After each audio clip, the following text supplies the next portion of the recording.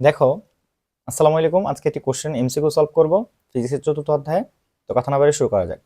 2 horse power ক্ষমতা সম্পন্ন একটি ইঞ্জিন 5 সেকেন্ডে 50 জুল কাজ করতে সক্ষম। ইঞ্জিনটির দক্ষতা কত? অর্থাৎ এটা বের করতে বলছে। তো দেখো, আগে আমরা হর্স পাওয়ারকে ক্ষমতা কনভার্ট করে নিই। আমরা জানি 1 হর্স পাওয়ার ইকুয়াল টু হচ্ছে 746 ওয়াট।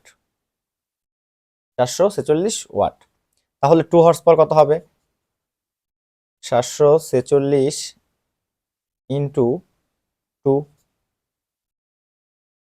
ঠিক আছে, তাহলে তুমি এখান থেকে পেয়ে যাবা 1400। 6 দুগুণে 12, 2 হাতে আছে 1, 4 দুগুণে 8, 1 হচ্ছে 9, 7 দুগুণে 14, 1492 ওয়াট।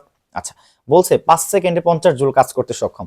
তো আমরা জানি প্রতি একক সময়ে যে পরিমাণ কাজ করে সেটা হচ্ছে তার ক্ষমতা। তাহলে 5 সেকেন্ডে কাজ করে 50 জুল। 5 সেকেন্ডে 50 জুল।